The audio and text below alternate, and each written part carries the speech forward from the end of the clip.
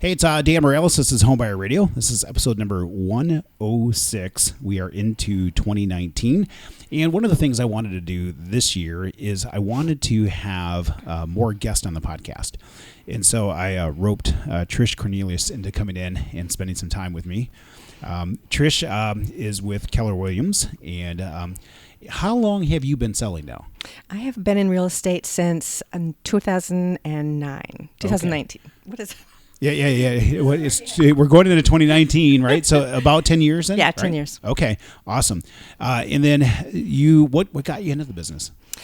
I have always been in real estate. I've been in business for 30 years in real estate in various aspects. Okay. And the last thing I did before coming into real estate as a realtor was with home building. Oh, okay. And when I started working with clients there, I thought, man, this is it. I really like working with the people. Yeah. I had done mortgage banking and commercial. Yep. I had done real estate due diligence for pension fund advisory companies. Okay. And it was working with, multi-million-dollar transactions, commercial, but it's really just working with corporations. Yeah. And I really like the people aspect. Yeah. And the residential side is of course much more people driven. Yes. See, so I learned something new about you today, right? I didn't know that you had that much background. I've had the opportunity to work with you on multiple transactions over more so probably the most recent probably year that we've done more stuff together. Right. So I wanted to get you in and kind of pick your brain. And I can always talk about the mortgage stuff, but not necessarily the residential stuff. So tell me about kind of Grand Rapids. Like, we've had this really crazy market here in Grand Rapids over the course of the last,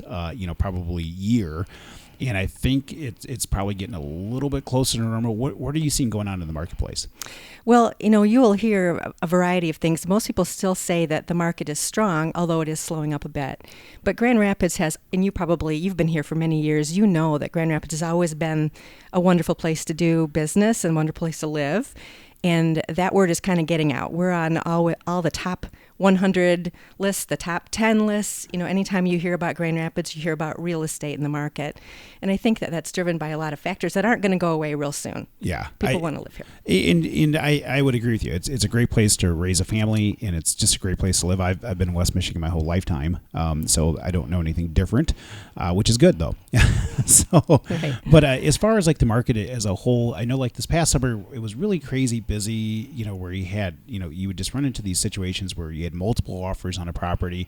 Is that still the case now, or is it getting a little bit closer to more normal? It's getting a little bit less competitive. However, those homes that are well positioned for sale, in other words, that they don't need anything done to them, they don't have a lot of deferred maintenance, they're sharp looking, they're move-in ready, those homes are always going to go fast. There's always going to be competition for those homes, certainly at a certain price point. Yep.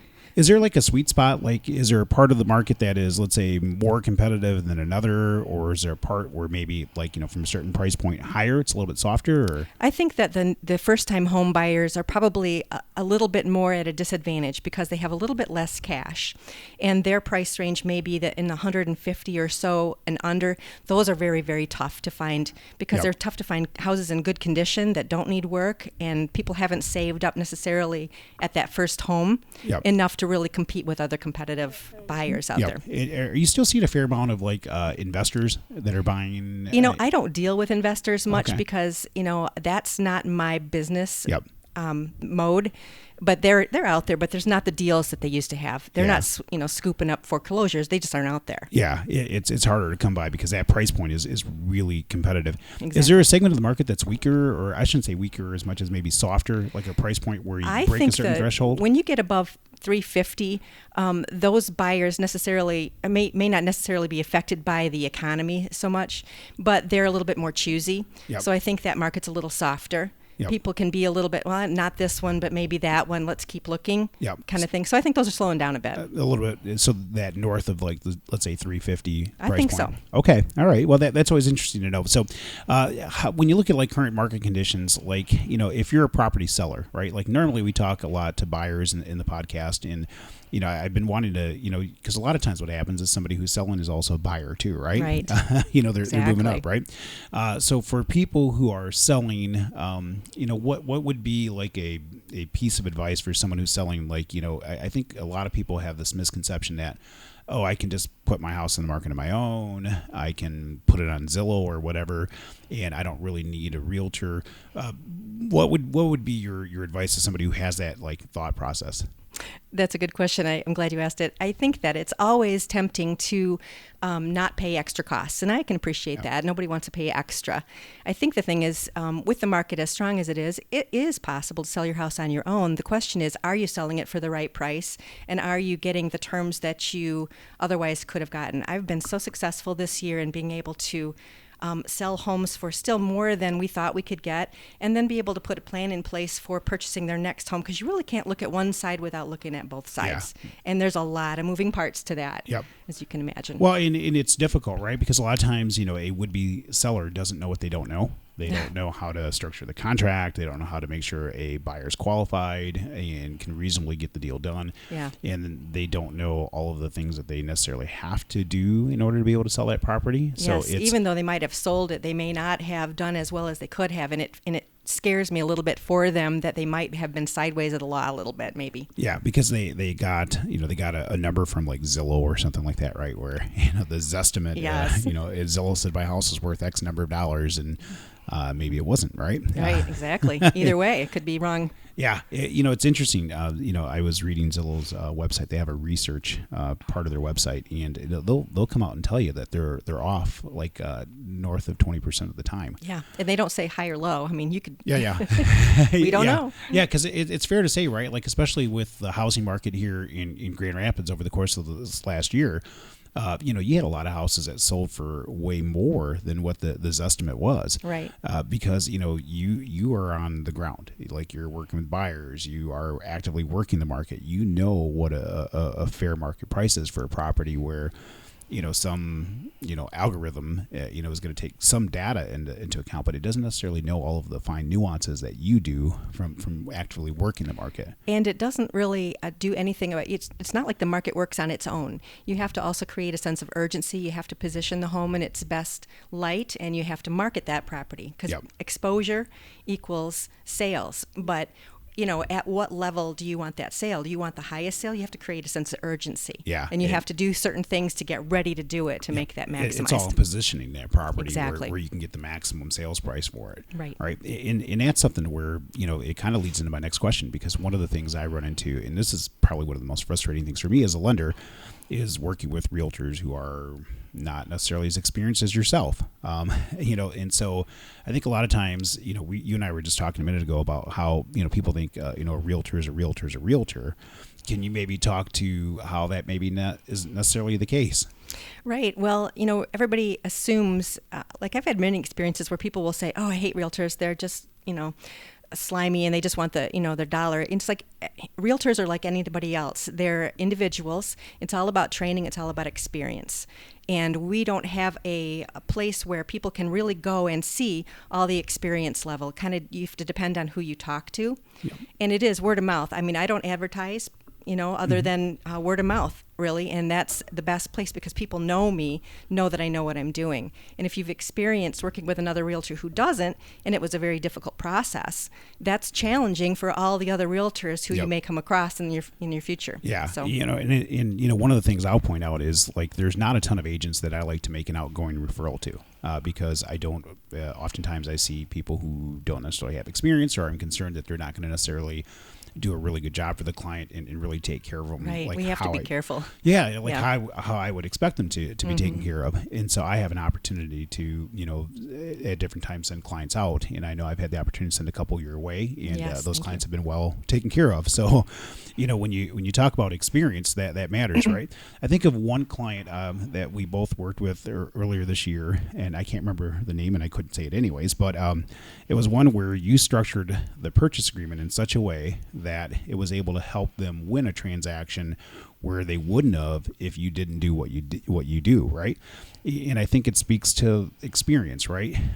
It's knowing what you can do or how to best position, let's say, a buyer's offer, kind of like how to best position a piece of property that's going to be sold, right? Right. It comes down to having experience. How do you, and this is probably a really hard question, but how does somebody, gauge an agent's experience, right? I think it has to come down to conversations. Most people say that the first realtor you meet with is when you're going to hire, and I think that's probably not the right. You should take a look at that like you would any other professional you want to hire. You should sit down and talk with them and ask those hard questions. Ask how they can help you, ask what their plan is, and ask some hard questions maybe. It's not all about numbers because there's different ways of doing business, because I don't do a lot of transactions. I'm a top producing realtor, but I don't go for the numbers. I go for the people. And I do it by myself. So I can't handle you don't 50 have a transactions. Team of 50 people working underneath you. And no, and so that's there's important different thing. styles. Yeah, that's an important thing to point out because, we've had Rebecca Perkins, who I work with in the Lakeshore on the podcast as well too, and she's like you. You guys are hands-on. You're working with your clients up close and personal. Right. It's all about relationship, and it's all about taking care of those clients, and you're not passing them off to somebody who's on your team of 20 different people, right? You're doing it, right. yourself. It can be hard for somebody to, vet, an agent, right? Because there's not really like a good clearinghouse or it's not numbers, it's people. It's like you have to have somebody who's good at solving problems. Because the loan process and the home buying process are very similar in that there's going to be bumps. There's going to be and I think how we need to be judged is how smooth we can make those bumps for you, how far ahead we can see those bumps coming and smooth them out, or maybe make them go away altogether. And so that's why I enjoy working with you as well, because I'm very stingy about, I'm not going to work with every lender. If someone comes to me and they have a lender, we say, okay, well, we'll try it, but let's just get another, let's get a pre-approval from also, Dan, and see how that's going to work for you. Because it's important to me. And I know it is, because I know, like, in the course of the process of working with you, you ask really good questions, and you're trying to think ahead of anything that could potentially come up, which, as somebody who, deals with a number of different realtors, I can tell you're pretty rare. That's there's too bad. Well, more people should, right? But, it's, you're one of those people that you do the job right, and you care about your clients, you care about the experience they have. You are actively involved in what's going on with those transactions, but that's also how you hit off a lot of problems. Because if you're not actively involved, or you're just expecting that, it's going to somehow magically come together on its own, it doesn't always happen that way, right? When we do our jobs well, people don't realize how well we did it. Necessarily, because it was just easy. You know what? That's true though. It's almost like, the expectation is that it should go really smooth, and that's the expectation we have, that we want that to happen for our clients, and sometimes it goes smoother than others. Sometimes because clients do things that can make it challenging, but a lot of it is just working with the right people. And that's one of the things that I love about working with you, is you do you pay a lot of attention to the details. Likewise, Dan. And you can head off a lot of problems that way by doing that. And let's talk about buyers, right? When people are looking to buy, what do you think is like an area where, let's think property related. What's kind of an area that oftentimes goes overlooked by buyers? When they're looking at houses, is there, what do you see as kind of like I don't know if it's even a reoccurring area that gets missed, or, something that's overlooked by buyers. What do you see, as kind of a biggest area where, the first time home buyer overlooks, when they're looking at property? That's a good question. I think it's different for different people. There are some buyers who have prepared and who have planned for, and they know exactly what they're looking for. There are others who really don't know anything other than that, I have a little bit of money, I've got a pre-approval letter, or I don't yet, and that's the first thing we do. But then now we're looking for a house, and they want to look at that, their maximum price range. And I say, you have to look at the whole package. Yes, this is how much you can spend, but let's not. Let's start at the lower end and let's work our way up if we have to. Let's see what we can get you in. Because if you look at, if their budget is, let's say, $175,000, but we can find them something great for $150,000, let's start there. We look at the 175s first because that's their temptation, because they look great online. They're never going to like those $150,000 houses, and that may be the best place, because people don't have, especially first-time home buyers, they may not have that extra $2,000 in the bank to take care of that repair that's going to hit them, and it's going to hit them. I don't know when it's going to, but I want them to have enough cash and enough to not just get this house, because that's not my goal. My goal and your goal is for long-term home ownership, for building equity, because in the United States, that's how we build wealth. That's how we build security. Absolutely. By owning property. It's to be able to sustain being able to own that property. Right. And I think a lot of times, you get a first time home buyer that thinks that they're going to buy their forever house the first time. Oh, right.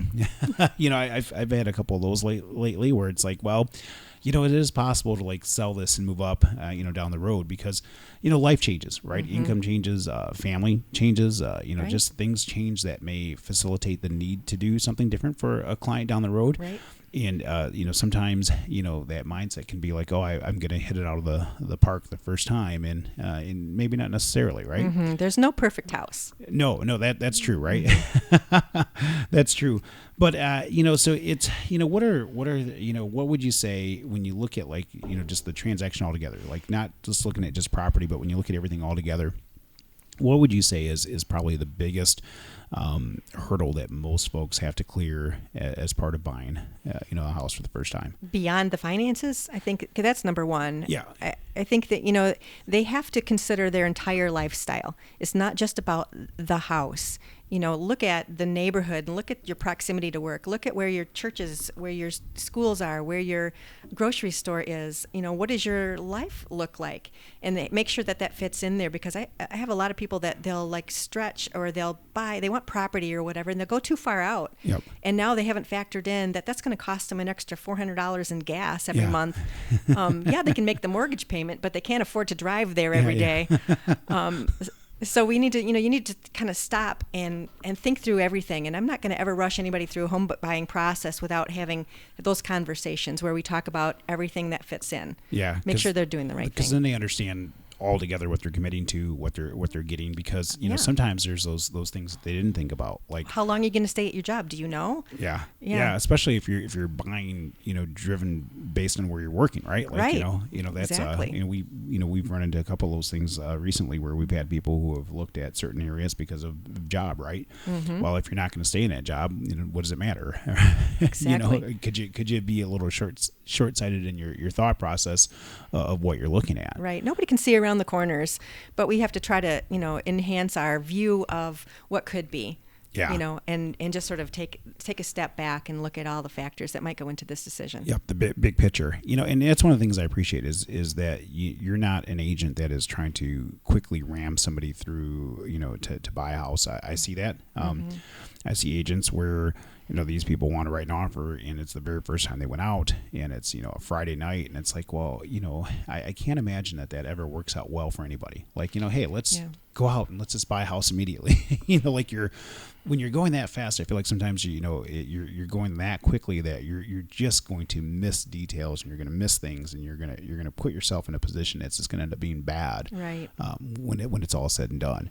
And a lot of that stuff it's avoidable by working with good quality people, by taking the time to getting to know what your clients really need, and I kind of feel like in your guys' role, you're, besides like selling real estate, you're like a counselor. And well, I do have a degree in psychology, and that does help.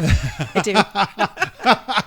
that's see, I'm learning all kinds of stuff about you. We'll have to talk offline about the other problems I have. But that's got to be helpful, because I can only imagine, like, when people are in this process of buying a home and stuff like that, it can be a very emotionally driven process, right? Especially if they have one they're selling and stuff like that. Mm-hmm. It's, I think one of the things that is underrated for realtors, it's not our sales ability. I think it's empathy, and it's ability to see what's best for somebody, and ability to listen and really hear. I always say I don't sell houses. I don't. I would talk people out of more houses than I will ever sell. I don't sell a house. I facilitate the right house for them and make sure that process goes smoothly. Yeah, but that comes from like taking the time to get to know a client, right? Right. To really understand what they're after, to really make sure you understand what their ultimate goal is, so that you can help best position them for success, as opposed to being an order taker that says. Yeah. Nothing makes me feel better than to have a client come to me 3 years later and get ready to buy their next house. They've come to me, and here's all the equity that they developed and they built in their last house. It's like, oh man, everything went according to plan. Look at what you did here. This is exactly what should have happened. That's the thrill that I get. Yep, and that's that's where those referrals come, and you have the opportunity to. I always like to say, like, my clients are like a family tree. I did a deal for this client who referred these other people, who referred these other people. Right. And most of them I can track back to a relationship somewhere up the chain, if you will. Yep. Which is, that's the best thing, right? Is when like you've done well for your clients, and I know we share that same desire to make sure we've done what's in our clients' best interest. And, exactly. And sometimes we get to tell them things they don't want to hear, but we'll always tell you the truth. And exactly. I think that's another good part of being able to discern whether or not somebody is a good agent to work with. Are they willing to tell you, the truth, even if it's something you don't want to hear, right? I've told you, I'm sure you have too. I said, this is not the time for you to buy a house right now, in my opinion. Yeah. You have to say those things sometimes. Yeah. Well, because you're doing what's in the client's best interest when it's all said and done. Right. And ultimately, that's the only way to have the longevity that we've had in doing this. And, so for me, I know you share that same kind of thought process. We're going to do what's in the client's best interest, whether or not they want to hear it sometimes. We're always going to tell you the truth. Right. And that's an important part for people to know. What kind of advice would you give somebody who's thinking about selling a property? I would say contact your realtor and your lender. First, I think the realtor first, because they can walk through your house. Most realtors have an eye for what you kind of need to do, and I think they can give you an idea of your basic market at any given point in time. It's not a one-click thing. It's not something you can get on Zillow or Zestimate, as we talked about, and it's not somebody that can give you $1. Somebody has to really come out and take a look. Once they've done that, I can do some pre-research. I can get an idea, like probably a $10,000 range of where your house is, but I don't know what you've done. I don't know what it looks like as compared to the market until I come out there and take a look. Take a look at it. And we can talk about it and make a plan and figure out what your goals are, because you can sell your house, but are you selling your house to buy another house? Are you selling your house to move? Are you selling your house because you want to downsize? All those things are factors in timing, and timing makes a difference as to pricing. And so, there's things you can do, but we want you to not do, if you're going to sell your house, this is not the time to put, $60,000 into it. Yeah. If you don't have to. Because is it fair to say that there are times where people will make improvements or they'll do things to a property that, in all honesty, they're not going to get a return on Absolutely. the investment? So call us first before you start thinking about that. If you've got some lead time, like you're thinking about selling in the spring, call us now. Yeah. Call me now. And I would come out and say, do this, don't do this. Let's get, if I'm not sure about certain things, we'll call the stager in. We'll get another opinion. We'll talk to you about painting, maybe some fixture improvement, maybe some cleanup, landscaping, things like that. But we're not going to tell you to remodel your kitchen. Yeah. Something that you're not likely going to end up getting the money back out of. The time right? to do that is right after you buy, because you're going to be there for the foreseeable. Do it for your own enjoyment. Yeah. So, because there is such a thing as over improving. Yes, and your taste isn't going to be necessarily what a buyer's taste is, especially if you're an older couple and you want to downsize, and the market for your house now is what is the age you were when you bought that house. Yeah. They're going to be looking for different things. Yeah, absolutely. And a good agent who's in touch with the market is going to know that, because you're working with both buyers and sellers, so you know what people are looking at, what kinds of things matter to them, and you can guide them. Because there are times where, like you said, somebody could put a bunch of money into doing a bunch of things to a property, and you're never going to get that money back out of it. Exactly. And it can end up being a problem. What about pricing, right? Like I feel like sometimes there are people who hit the market and they want to ask maybe a lot more than what the fair market value of a property is, and what's the risk of doing that? Well, you're shooting yourself in your foot if you come out too high. Well, your goal is really to hit the market either right at the market value or just a titch below, because that's going to maximize the amount of people who are going to look at your house and say, yes, that's the right price for that as compared to all the things they can buy that are similar to that in that price range. If you're even 10% high, you've knocked off 40% of the people that might even come to look at it. Yeah. So you are now going to be chasing the market. So you've wasted your first week on the market bang, which is new listing, shiny new object. You're wasting that completely by being at the wrong price. So you really want to listen to your realtor and the pricing. You want to look at the comps that they share with you and the whys. And, we've done this hundreds of times. We know what works and what doesn't. People always say to us, well, we want to, price it a little higher so we have room to negotiate. No, what you want to do, price it a little lower so you'll get competitive offers, and that will get you the maximum. Yep. And that still gives you room to negotiate, right? Of Just course. negotiate up. You always can negotiate. You can always say no. Yeah. So. Well, and isn't it the truth, right? Like everything, when it comes to real estate, everything's negotiable. It is. Right. And I think people, don't necessarily know that, right? You can always ask, and sometimes the answer is no, but you can always ask. Exactly. I've had, this is something I've had, and I was kind of surprised. I had a conversation with a client here recently where I asked them, what they think they can sell their house for. My realtor said X number of dollars, blah, blah, blah. Said, okay, great. Did they do a market analysis for you? Did you see the comps? And they didn't do any of that. There was no data. There was no data behind it. I was like, well, how did they we don't do this on the gut basis. The gut comes in at the very end after the research. If someone's telling you that they don't have comps for you and they're telling you what your price is, then I would ask some more questions. Yeah. Would it be fair to say that that maybe agent wasn't necessarily doing what it was in the client's best interest, right? Because there's I data. can't say that for sure because maybe they did the data and they just didn't share it. Yeah. So maybe they have backup for the reasons that they did. Yep, that's true. But any fiduciary will tell you that the data is important and you have to share that data. Yep. That's what you're basing your opinion on. Now opinions are and you might get various opinions, but they're always based on something and they can't be just based on your gut. Yeah. I think I can get 300,000. I just pulled that out of thin air. That's right. what Zillow That's told not me. where we get our data. No, you got to have, there should be some kind of factual data behind it. Yep. One of the things I like to tell clients a lot, and correct me if I'm wrong because I could be, is I usually tell folks, if you get a lot of showings and a lot of activity on a house and it doesn't translate into an offer, it's usually the market speaking. Yes, that's telling you something. You are your condition is wrong for your price. Yep. Your price might be right, but the condition is poor. If you've gotten lots of showings and no offers. Yeah, I used to have an agent that I did some work with back, probably 20 years ago, and he used to always say there's nothing wrong with a house that price can't fix. That's correct. That there's a point in time where the overall value of how a property is priced is so attractive that it somebody will buy it. Mm-hmm. It's just if a house is a very unique and it's hard to price, that may be.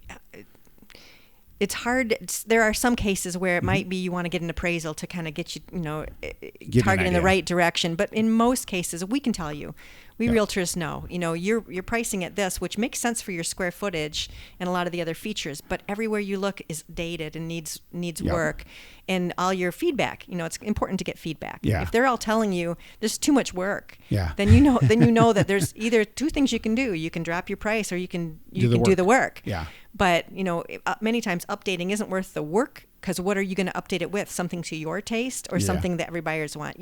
The way you fix that is price. Unfortunately. Yeah. Well, but you're spot on though, right? Because you could go through and do all the work like we were talking about, and you just don't recoup the money you put into it. No, right? You're better off just dropping to a little bit at a time till you get to the right spot. Yeah, because then you know that you're in the sweet spot where you need to be. Exactly. But it's to me it's interesting that the one thing I think people need to keep in mind is that market conditions do change. They do. Right. I would dare say that here in the greater Grand Rapids market this past summer was just crazy. Huge shortage of inventory. I think we're a little bit closer to normal now. So it's important that people, are aware of what's going on with the market. It's important that your realtor is aware of what's going on with the market. Right. We've seen a large influx of newer agents that have come into the business. A lot of people who have come in and do this part-time. Mm-hmm. That's tough. It can be difficult to get a real good gauge if you're only dabbling in this on the side. Mm-hmm. What advice would you give? I just thought of this question, so I'm going to throw this at you. What advice would you give somebody who says, okay, I want to buy a house or I want to sell a house? My family member just got into selling real estate on the side. What piece of advice would you give somebody who may feel an obligation to have to work with somebody who is a family member or something like that just they know doesn't have a lot of experience? Right. I think that is a tough one, and you have to be very, very careful about that because family relationships are very important. Mm-hmm. And I think people, if they're concerned about that and they say they just got into the business, then you just want to make sure that they understand what they're doing. How much do you owe your family member? Do you owe them a commission even if you lose money on the transaction? Do you really want, to have your most important financial transaction of the next maybe 5 years be handled by somebody who's not experienced? I think you and I wouldn't choose our physicians that way. We wouldn't choose our attorneys that way. I think it's a mistake to do that. I mean, if it's all just about getting them a commission, then hey, let's give them a referral fee and let's get them some of the commission so that you can feel good about that. Yeah, let's protect them. Let's have them refer to me or someone else, and we can get that taken care of. But let's get you handled first because it's too important. Yeah, properly, right? So that, I always tell folks do you want them to get their experience, at your expense, right? Right. They're new. Do you want them to get their experience based on, what it's going to cost you? And sometimes one of the ways to back out of that is, I try not to do business with family. I try not to write loans for family members and so on because, if for whatever reason something goes sideways or those relationships are too important. Yeah, that can create a challenge too, right? So it's one of the things like over the years, I think I've got like a couple family members that are clients, and that's pretty much it. Like my brother, which I'm still wondering why I did that long. But it's one of those things where I think it's important to recognize that. Those relationships are important, but at the same time, so is the proper handling of your transaction and knowing that you were actually represented well as part of this process. Well, family members also have their own opinions that they would interject, and that's not necessarily to your benefit. I mean, they may want you living next to Graham, but you may not want to live next to Graham.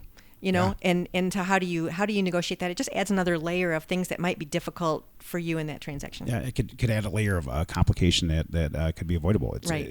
That's actually a really good point where you have an objective third party where somebody doesn't have I don't want to say skin in the game, but they're not emotionally vested as part of that transaction, so they can be much more objective as to maybe some of those details like help that. you look at some of those things where you might otherwise just say yes because it's family, and then you start thinking about, well, maybe that wasn't our best decision. Now what? Yeah, and that's something that you just don't want to have happen. Right. So it's important, just to underscore here, it's really important to make sure that you're working with an agent that knows what they're doing, and to ask questions. How long have they done it? How many transactions have they participated in? Are they part of a team? Or do they work, individually with their clients? Because I like working with agents who are very hands-on. Because they know what's going on with the transaction. I've worked with agents who have teams underneath them, and oftentimes you're not working with that. I like to call them super agent or the face of the team. You're oftentimes not working with that person. You're working with somebody who's underneath them that oftentimes doesn't have the same depth of experience or knowledge. They're just may not be updated today as to what the latest is. Yeah, they're maybe being supervised by the super agent, but it's not as hands on as somebody like yourself where they're dealing with you and they're not dealing with 10 other people, but they're dealing with you, and that means all of the details of what's going on with that transaction, all the details of what's important to that client, so that you can properly guide them through this process. Right. So, well, hey, thank you for taking the time to come in. How does somebody get a hold of you? Well, thanks for having me, Dan. It was really fun. Yeah. My phone number is 616-558-8927. You can text or call. Also, my email is Trisha@Trisha-Cornelius.com, spelled TRISHA-CORNELIUS. Awesome. Well, thanks for Dan. coming in. I appreciate you being here. My name is Dan Morales. I go by Dan the Mortgage Man. You can find me online at danmorales.com. That's DANMORALEZ.com. Phone number is 616-931-4629. My NMLS number is 709-729. And, of course, North Point Bank is an equal housing lender.